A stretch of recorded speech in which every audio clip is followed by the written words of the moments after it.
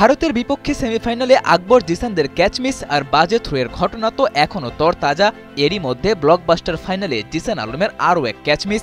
ভুল থেকে সবাই তো শিক্ষা নেয়, টাইগারদের বেলায় ঘটনাটা কেন ভিন্ন হয়? সিনিয়র থেকে জুনিয়র সব পর্যায়ের ক্রিকেটে তো একই ভুল বারবার করার ঘটনা এখন নিয়মিত।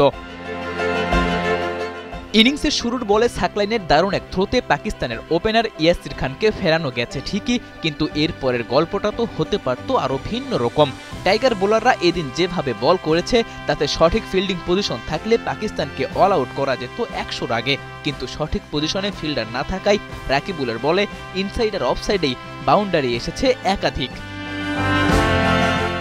ভারত ম্যাচের অত বড় কোনো ব্লান্ডার পাকিস্তান ম্যাচে না হলেও জিসান আলমের ক্যাচ মিস ছিল বড্ড দৃষ্টিকটু। তবে ফিল্ডিংয়ের সেই ছোট ছোট ভুলগুলো পার পেয়ে গেছে বোলারদের নিয়ন্ত্রিত বোলিংয়ে। পাকিস্তান শাহিনসকে বাংলাদেশ এ দল আটকে দেয় মাত্র 125 রানে।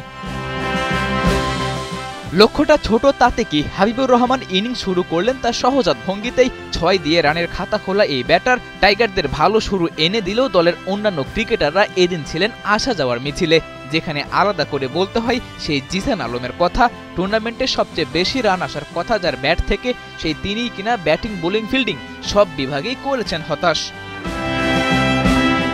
তবে ওই যে কথাই আছে না, শেষ ভালো যার সব ভালো তার। টুর্নামেন্টের শুরু থেকেই বল হাতে দাপট দেখানো দুই পেসার সাকলাইন আর রিপন মন্ডল ফাইনালে জ্বলে উঠলেন ব্যাট হাতে। হারতে থাকা ম্যাচকে ওরা দুজন নিয়ে যায় সুপার ওভারে, কিন্তু সেখানেও সেই জিসানের ফ্লপে মাত্র 6 রান সংগ্রহ করে বাংলাদেশ। 7 রানের টার্গেটে ব্যাট করতে নামা পাকিস্তানকে এবার আর বল হাতে আটকাতে পারেনি রিপন মন্ডল। খুব কাছে গিয়েও তাই আর শিরোপাটা ছোঁয়া হলো না বাংলাদেশের। সাদাতুর রাফি, 71।